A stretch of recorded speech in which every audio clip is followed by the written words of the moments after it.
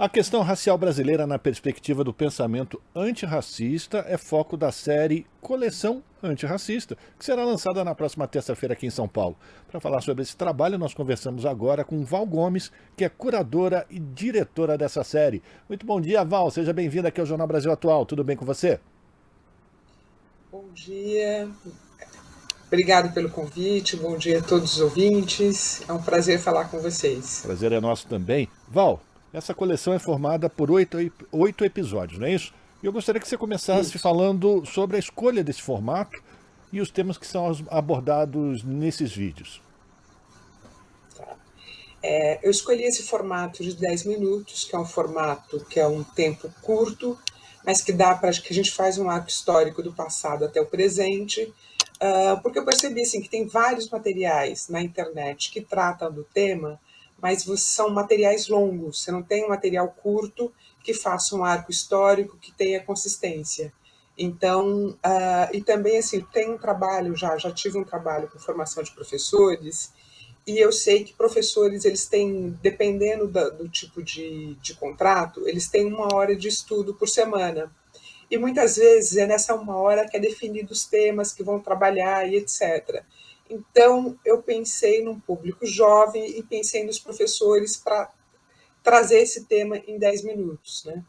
Então, cada episódio ele faz um arco do presente até o passado, você tem animações, você tem material de arquivo, você tem uma narração que faz a costura, né, de todos esses temas, e tem entrevistas com intelectuais como Sueli Carneiro, Cida Bento, Saloma Salomão, Joyce Bert, entre outros.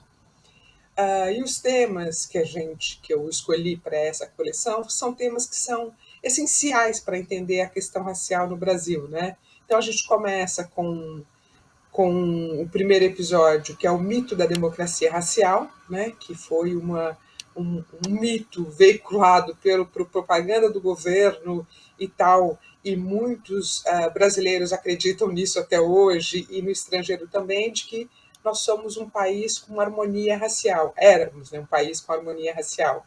Então, esse episódio, por exemplo, conta desde todas as políticas eugenistas que visavam a exterminação da população negra, de como foi criada essa política e até os dias de hoje. Esse é o primeiro episódio. O segundo episódio é do navio negreiro à abolição. Então a gente vai contar um pouco desse processo da vinda dos negros escravizados, que são escravizados da África para o Brasil, e a gente faz sempre, Zé, a gente traz personagens da história, personagens negros não conhecidos, fatos históricos, apresentar pensadores intelectuais. Então a gente faz isso. Isso é um marco que acontece em todos os episódios. E esse do navio negreiro, a abolição, fala de todas as lutas, né, desse período histórico, envolvendo a luta por liberdade, que a gente continua até hoje, né, por liberdade e igualdade. Sem O dúvida. terceiro episódio chama-se Cota Não é Esmola, e o nome já diz, né, conta do processo de exclusão dos negros, do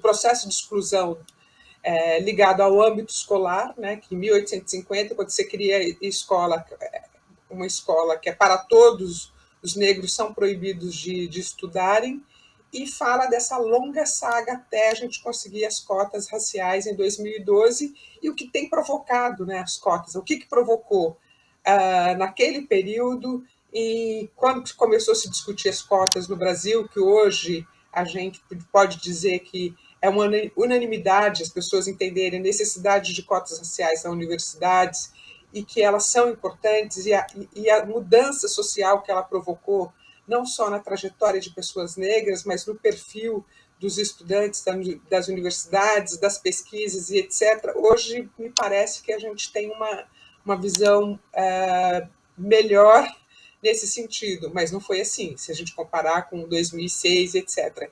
Então, esse episódio ele trata disso.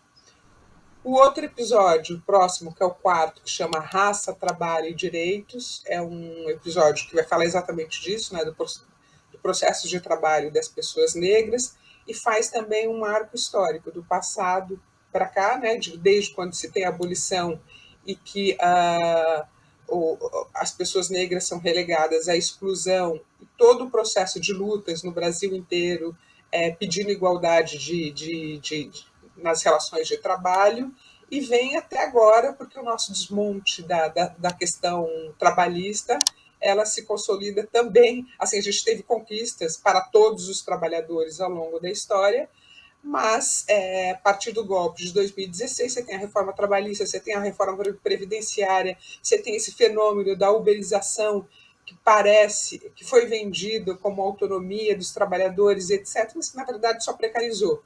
Então, esse é o arco histórico desse 4º episódio, raça, trabalho e direitos. E qual que é o impacto disso na vida da população negra, né? Sem dúvida.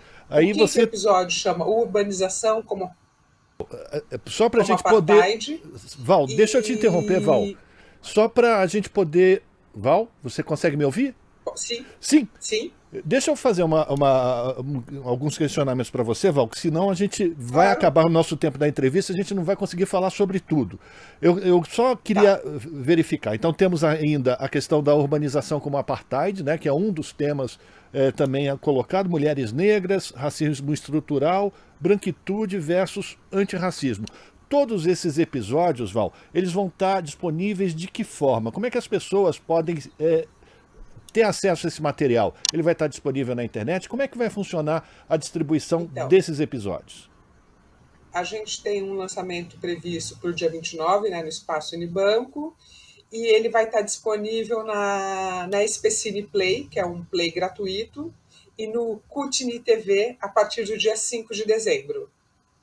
Perfeito. Então, as pessoas podem assistir todos os episódios E a eu partir acho... do dia 5 de dezembro, Pois não, a partir do dia 5 de dezembro?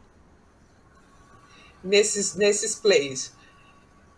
SPCine Play, Cutini TV e Observatório de Educação do Instituto Unibanco. Perfeito. Também existe um trabalho com relação às trilhas sonoras utilizadas nesse processo, né, Val?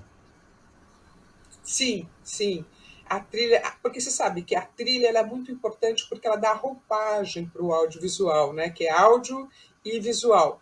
E assim, normalmente, fiz toda uma pesquisa para trazer pesquisadores e músicos negros, que é o Marcos Filinto e o Edu Ferreira, para trazer sons orgânicos para ser uma música de preto. A ideia é que a coleção tivesse toda uma narrativa visual e sonora, né, de pessoas pretas. Então, eles fizeram uma pesquisa que vai de sons orgânicos às sonoridades modernas. Então, se pode sentir nos episódios essa camada. E, além de tudo, também tem um efeito sonoro, porque assim, é muito difícil contar essa história sem se tornar muito pesado. Então, a gente fez um trabalho para que fosse mais leve. E aí a gente tem um pouco de uma tiração de sarro, que a trilha sonora, os efeitos de som brincam um pouco com isso.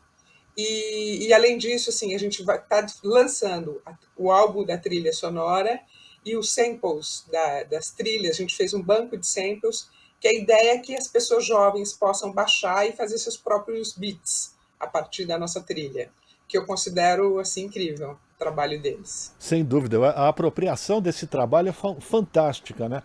Então eu queria que você falasse também o que proporcionou que esse trabalho fosse distribuído dessa maneira, como é que funciona todo esse processo que levou a coleção. Olha, essa é a história da coleção, é a história de muitos brasileiros, né? Que é minha e de milhares de outros. Então, a nossa ideia sempre foi chegar ao máximo de pessoas possíveis, de dialogar com a juventude e de pensar mecanismos de interação. Então, por isso que a gente tem umas animações gráficas que são bem modernas, afrofuturistas, que é bem descolada mesmo, e a trilha. Então, assim, como que hoje as pessoas querem participar, ninguém quer ser só receptor, né? E uma ideia foi essa da trilha, assim, de disponibilizar esse banco de samples, porque as pessoas podem assistir o episódio e, a partir do que elas viram, das emoções, da experiência, criar suas próprias músicas. E teve também uma participação, um apoio do Instituto Unibanco, né? Foi importante na produção de todo esse trabalho, Val? Foi fundamental, né? O Instituto Unibanco foi um super parceiro, né? Foi fundamental o apoio financeiro do Instituto Unibanco para a gente poder fazer essa série. E o Instituto Unibanco ele tem toda uma ligação com a educação. Então, assim, eu venho de uma trajetória sou socióloga, né? E fiz vários trabalhos na educação. E o Instituto Unibanco tem uma preocupação com a educação. Então, foi, como diz o ditado popular, a fome com a vontade de comer, né? E aí a gente fez esse trabalho que tinha a cara deles, né, cara de um diálogo com a educação, que interessava para eles, e para mim que é muito importante, muito caro, porque a gente sabe que quando a gente chega nos professores, a gente chega em muitos lugares, né? Que as escolas públicas são os equipamentos que têm mais capilaridade no Brasil. Sem dúvida. E é importante a gente também destacar que esse é um momento de transição de governo, o início do governo do presidente eleito Luiz Inácio Lula da Silva. Esses materiais eles podem servir também de apoio para colocar essas discussões novamente dentro das escolas, por exemplo, né? Sim, eu pensei nesse formato que era para estar dentro das escolas, dentro das instituições. Ele é disponível gratuitamente na internet também para isso, que é para o público de maneira em geral, que quer aprofundar, entender um pouco mais essa questão de ser brasileiro, porque ser brasileiro é lidar com todas essas contradições e com todas essas questões são questões que afetam a população brasileira no geral. Então, ser brasileiro é ter que lidar com isso. Então, a ideia de estar disponível é para poder dialogar com o máximo de pessoas possíveis, né? Perfeito. Bom, então vamos recuperar aqui. São 8 episódios. O primeiro é o mito da democracia racial. O segundo, da escravidão à abolição. O terceiro, cota não é esmola. O quarto episódio, raça, trabalho e direitos. O quinto, urbanização como apartheid. O sexto, as mulheres negras. Sétimo, racismo estrutural. Oitavo, branquitude versus antirracismo. Eu quero que você agora faça um convite para as pessoas que moram aqui em São Paulo, que estejam aqui em São Paulo e que queiram participar desse lançamento. É um evento aberto, não é isso, Val? Sim, é um lançamento aberto. A gente está fazendo uma inscrição pelo site, porque para a gente ter uma lista de presença, enfim, né? O lançamento dia 29 de novembro, às 18h30, começa a recepção no Instituto Unibanco, no Espaço Unibanco de Cinema, na Rua Augusta, 1475, e aí tem a exibição dos filmes e um debate com a Rosane Borges e com a Edneia Gonçalves. A Rosane Borges é uma professora da USP e a Edneia Gonçalves é da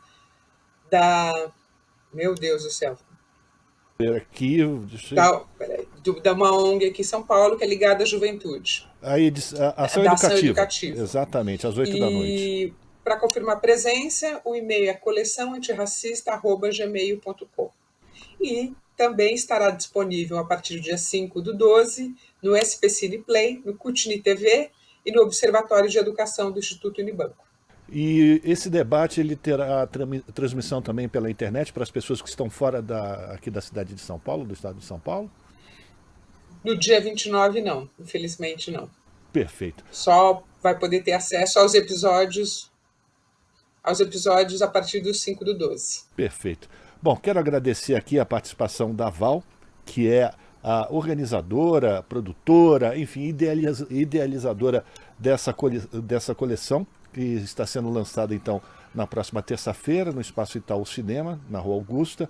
E, Val, forte abraço para você, parabéns pelo teu trabalho, e a gente espera que essa coleção ela consiga alcançar o maior número de pessoas possível, até por conta desse formato e tudo que está sendo disponibilizado, para que a gente consiga diminuir a desigualdade e a gente ter uma sociedade mais justa no país. Obrigado pela tua participação aqui e parabéns. Muito obrigada e também espero que sim. Muito obrigada. Conversamos com Val Gomes, aqui no Jornal Brasil Atual. Estamos apresentando Jornal Brasil Atual. As notícias que os outros não dão.